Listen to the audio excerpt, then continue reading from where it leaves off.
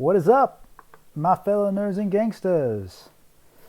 Okay, I think I'm streaming now. If I'm not, then this whole thing was for naught. But so far we got Carly Johnson. Hola, ¿cómo estás, Carly? Bienvenida al live stream. What's up? So I'm going to have my little iPad right here so I can read your comments as we do all this. Can you hear me? That's really what I want to know. So Carly and one other person who's watching, can you hear me? Let me know that, because I want to know. Okay, so one of the things that, what's up, Dalek? Long time no see. One of the things, with this huge lockdown, let me know if you're on lockdown because it's straight up crazy. I live in Los Angeles and it is like the lockdown capital of the United States, apart from like New York and, well, San Francisco and Seattle and all those places. But basically, I mean, we were outside playing tonight and this cop came by and was like, you guys can't be outside. And so we had to go inside. But anyways, so we got 3 kids now, which is one of the reasons why I've been pretty MIA lately. And that's why I'm trying to do this on my laptop sitting on the couch, because I can't be in the room because the baby is sleeping. Glad you can hear me. And so I was thinking, a lot of people are just at home right now. They're not in school. A lot of people aren't going to work, sadly and unfortunately. I'm really fortunate. The show I'm on, it's a Netflix show called Jupiter's Legacy. Josh Duhamel and Leslie Bibb are starring, along with Ben Daniels, who plays, I think, Green Leader or Blue Leader in Rogue One. I always get the 2 colors mixed up.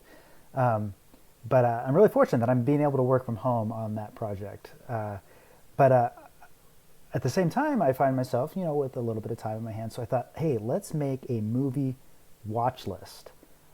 And watch it together. Of course, I don't expect people to watch all of these movies, but I'm going to be watching these movies, and every night I'm going to do a live stream and talk about that movie. And not only that, but each night, every 2 days will be like a comparison of 2 films. So for instance, tomorrow, because we're out of our minds and we want to get scared, we're going to watch Contagion, directed by Steven Soderbergh. It's eerily similar to what's going on, although to the nth degree. It's a virus that kills approximately 1 in 4 of its hosts, as opposed to coronavirus, which is about 3 in 100. But it's eerily accurate to what's going on. So we're going to talk about that. But the next day we're going to watch Armageddon. Armageddon was directed by Michael Bay. It's one of his earlier films. In my mind, it's definitely one of his bests. But we're looking at 2 end-of-the-world disaster movies, one that's really grounded in reality, and the other one that's very fantastical. So we're going to kind of compare the 2. So tomorrow we'll watch Contagion and talk about that tomorrow night. And then on Saturday, we'll watch Armageddon and talk about Armageddon on Saturday night, and then compare the 2. And so, because I'm a student of film, some of these movies I've never seen before. I hope a lot of these movies maybe you've never seen before. And Natalie Franceschi, who happens to be my sister, says that Contagion is exactly the movie I've been avoiding.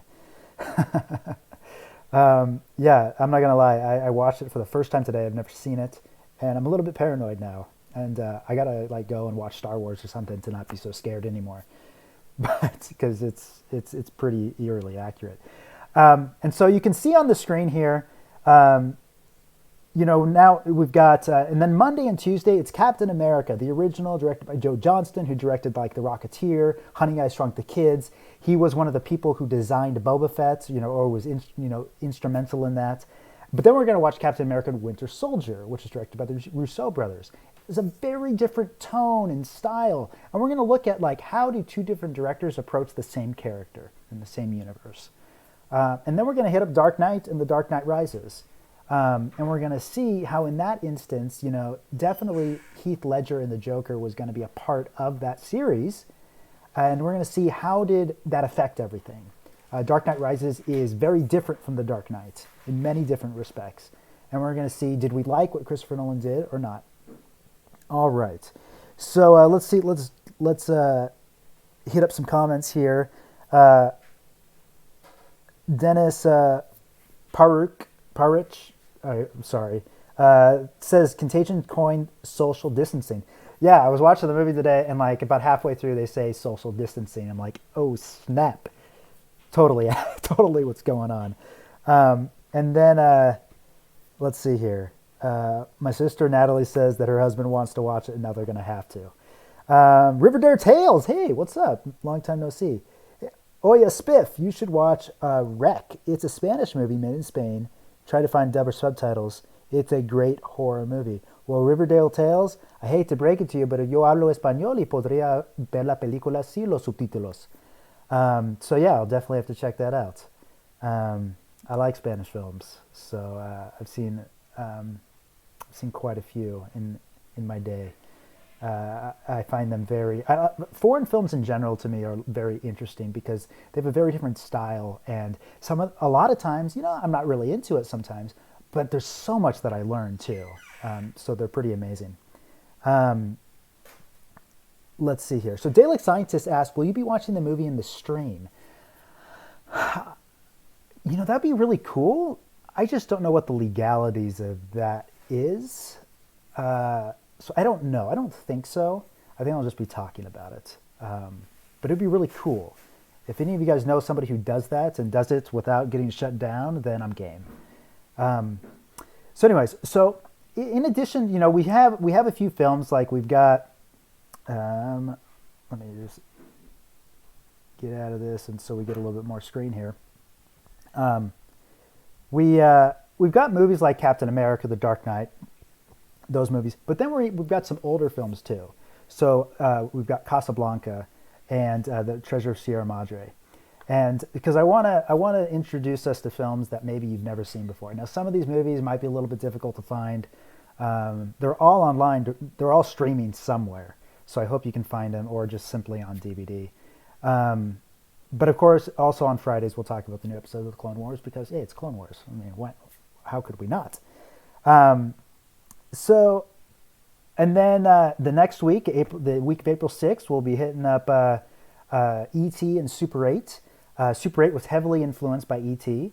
And Spielberg's other films. And we're going to be looking at how E.T. is a very character-driven film. And Super 8 is more about the spectacle. And now there is character-driven elements with the boy and his father and losing the mother and stuff like that. But a little less so than E.T., and so we're going to look at those two things. Then we're going to hit more Steven Spielberg films, because I love Steven Spielberg, with Jurassic Park and Jaws. Two essentially just monster movies. One deals with the scene, you know, seeing the dinosaurs, experiencing that world, while Jaws is very much about the unseen. You don't see the monster.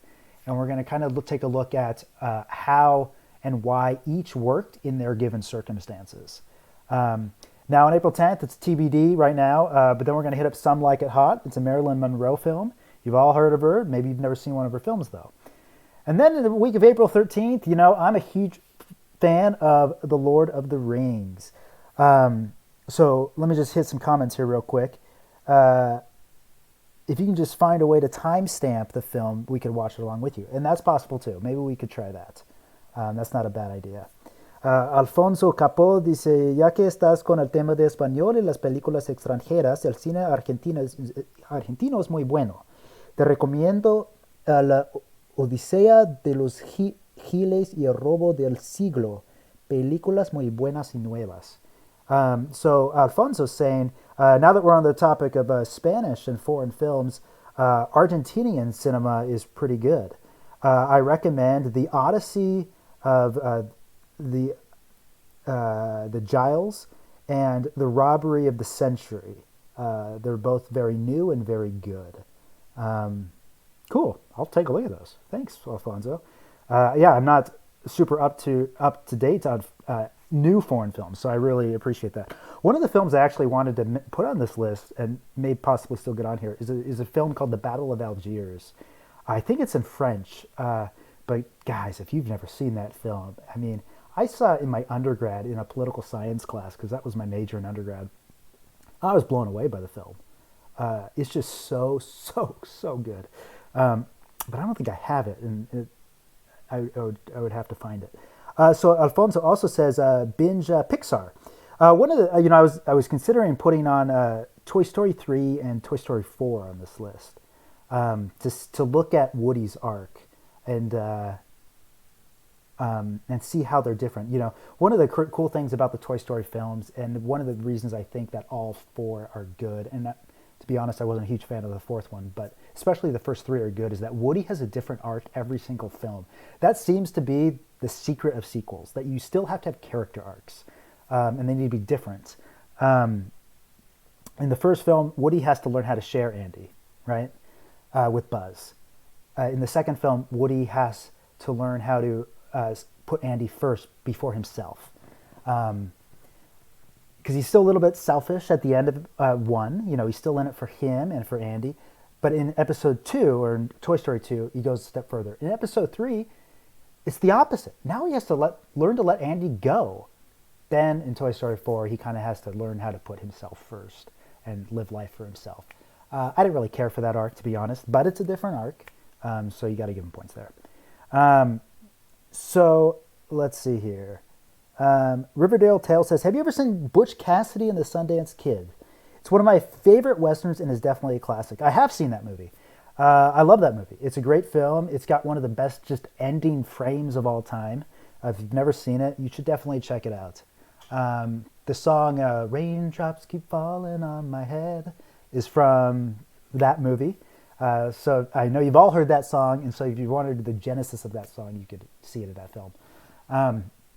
But maybe we can put that movie on the list possibly too. And I want to hear suggestions, actually. One of the reasons I wanted to do this stream prior to tomorrow, where we actually talk about Contagion, because I want to get some suggestions from you guys.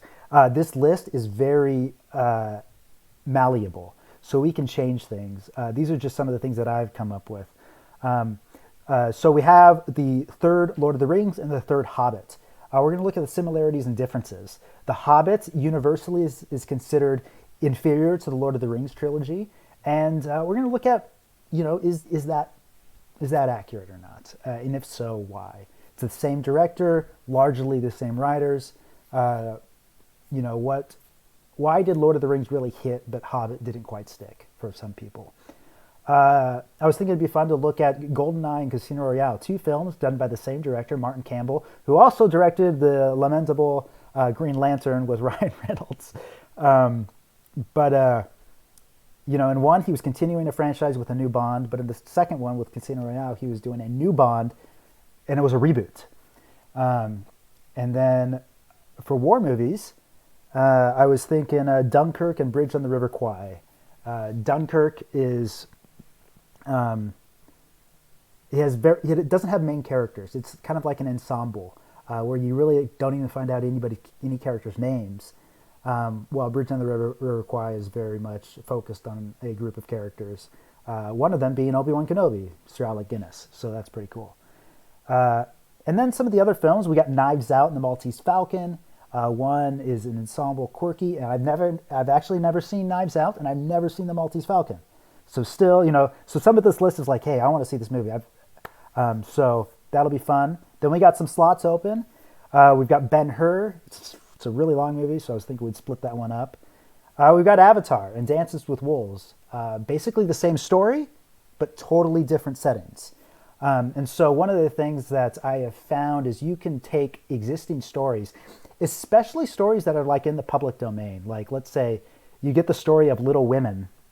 Totally just random. I watched the new Greta Gerwig film with my wife the other night. It's actually a good film. I shouldn't say it like that. It's actually a good film. It's a good film. But you could take the story of Little Women and put it in space, or you could put it in a post-apocalyptic thing. You could easily do that. And what James Cameron did with Avatar is he did essentially take Dancing with Wolves and put it in this planet of Pandora with the Na'vi and make a visual spectacle out of it. I did like the movie Avatar, and I'm looking forward to the sequels. And then I thought we could see Revenge of the Sith, Return of the Jedi, and The Rise of Skywalker. But as we watch the culmination of the three trilogies, we could ask ourselves, if Episode 3 was made first, how would it have affected Episode 6? And then particularly, how would it have affected Episode 9? Of course, we know Episode 9 was made last out of all of them. But I think if episode 3 were made first, episode 6 would have been different, and episode 9 would have been made different. Particularly if they were all 9 were made with the intention of making all 9 rather than just making 6, like I think George originally did kind of intend. Particularly, actually killing off the Emperor in episode 9. Okay, so let me jump on some comments here. Let's see here. So, have you watched 1917, given we're on topics of war movies? I haven't watched it yet, and I feel shameful for doing that. You will notice on this list, I should point out, that generally all these movies are family-friendly. I have done that on purpose, because I don't want anyone left out because of that. So that is something I should mention here. So that Gold Taco has a variety of suggestions: The Phantom Menace, Attack of the Clones, Revenge of the Sith, Shards of the Past, Solo, Rogue One, New Hope, Empire Strikes Back, Return of the Jedi, Force Awakens, Last Jedi, Rise of Skywalker. I've never heard of those films. I should look those up. Especially the Shards of the Past, or I don't know what that is. Harry Potter says my sister-in-law. I like Harry Potter. I mean, there's a million films that can go on this list. So Dalek Scientist says, I would recommend A Ghost Story. I watched it only a few weeks ago, and now it is my top 5. Fair warning, it is a very slow movie. But that doesn't hinder the story. I've never heard of Ghost Story. Is it a new film? Let's see here. All right. So many suggestions, so much time to decide. I know. See, we all have so much time on our hands right now. I wanted to, let's learn about some movies. Alfonso says, if that's the case, 1917 is not family friendly. That's what I've heard. Okay. How about The Departed as a suggestion? It's a classic. Yeah, The Departed doesn't fit into the family friendly thing. And I've actually never seen The Departed, but I've heard it's very good. I actually haven't seen a lot of Scorsese films, to be totally honest. I don't know. I don't know what it is. I didn't grow up watching them, so I never really got into them. I'm shameful. Happens to have Shards of the Past in the description. I do have Shards of the Past in the video description. Charlie, what's up? I am alive. So now that I've gone through this, I hope some of you guys, if not all of you, will join me in watching the films on this list. Then every night around 8 or so. I mean, this list is in the description of the video, so you can take a look at this. It will probably be ever changing. I'm going to take some of your suggestions and throw them in there. Meep1351 says you should add Edge of Tomorrow. That was on my options because I actually really like that film. I've only seen it once, but I put it on the list because I was kind of anxious to see it again. The Conjuring is pretty good, but not family friendly. How about teen movies like Hunger Games versus the Twilight series? That's if that's a legitimate question too. What makes each franchise work? Hunger Games is arguably much more kind of a grounded dystopian, if that makes any sense. While Twilight is much kind of the fantastical, while kind of having that fantasy element to it. But they are kind of both geared towards that same audience. So they're very similar yet very different films at the same time. So how do they both land with the same audience? It's a good question. Regardless of what you think of either film, they were both undoubtedly popular. So why were they popular? Apart from the reason, of course, they were based on best-selling books. So you can take a look at this list, and then each night I'll kind of do a live stream, and we'll talk about it. So let's see here. Let me just hit some comments. Jam Suarez, what's up? Hello there, General Suarez. Watch the SpongeBob movies from the 2000s. That would be awesome. Apparently I have I need to restart my computer or something. Let's see here. So let's see here. Billy Bean says, hey, Billy. Hey, my friend, long time since I've been on. I work full-time as an EMT, and it's been crazy. Hope you and your family are well. We are good. If you just tuning in, we got 3 kids now. One was born a little over a month ago. He's a legend. He's a champion, and he's a beast, but he's very cute. Adam, our 2-year-old, was potty training today. So as I walked around the house, he's doing pretty good, actually, surprisingly. But as I walked around the house, particularly on the carpets, I would walk on little wet spots, and it was disgusting because I knew exactly what it was wet with. So that was fun. Um, and Luke is still Luke. He's still awesome. But having the 3 kids, the 5 of us in the house all day, every day, it's intense. But I've been working on a Netflix show that's been taking the bulk of my time. Also doing a lot of writing. As you know, I'm not directing not Shards of the Past 2, Vader Episode 2, simply just because my schedule at the current moment wouldn't allow it. But it hurts because I'm such good friends with Star Wars Theory, and we had such a good time on Episode 1. But we're actively working on the story with Nikolai Veit-Bolson. So the 3 of us have kind of taken the story that had already been written from the beginning, and we've been retooling it and kind of building upon it.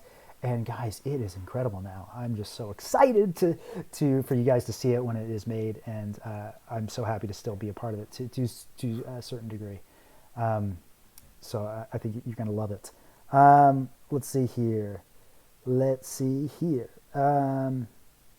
So Meep1351 says, how about Inception? I haven't watched it fully, so I don't know if it's family friendly though. Yeah, I would consider Inception family friendly. Generally, it's kind of just the PG-13 and below we're kind of dealing with here. Inception was on my potential list. Inception is my second favorite. I got top 3 Christopher Nolan films. I don't know which way to order them, but The Prestige, I love that movie almost as much as my wife.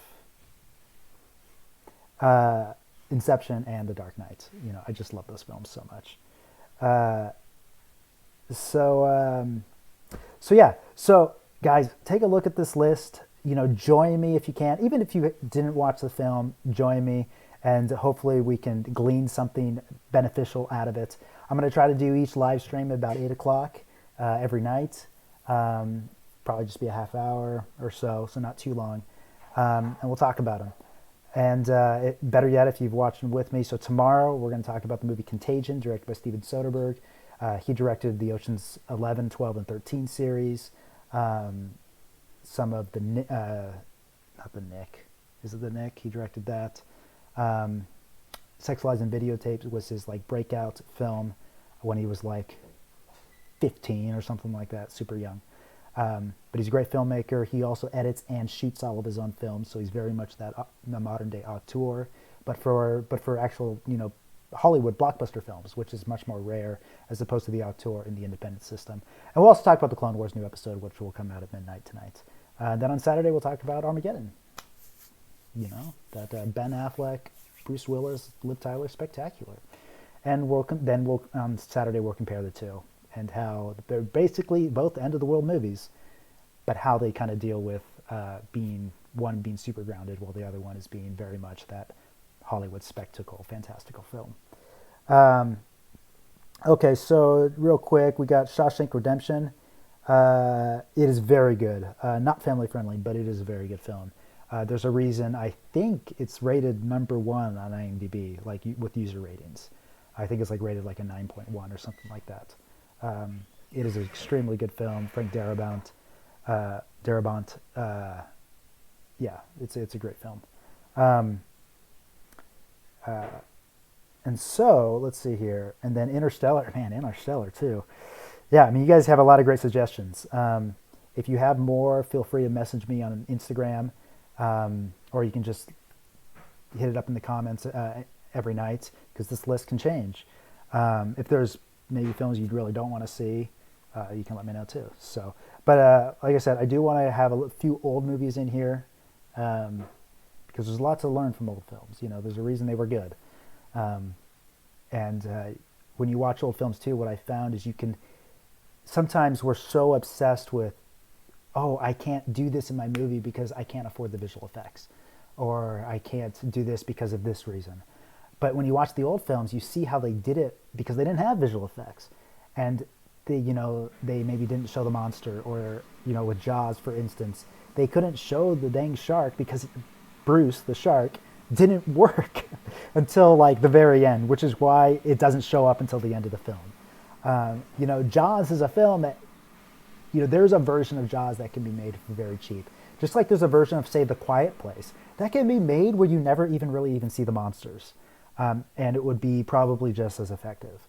I recently watched The Quiet Place for the first time, like a couple weeks ago, so that's why I bring it up. But I was just so impressed that there was a cheap version of that film, just like the movie Signs. There's a cheap version of that movie, and so that you can make on a very low budget. So that's one of the reasons I like to watch older films, because they are very story driven, they're very character driven.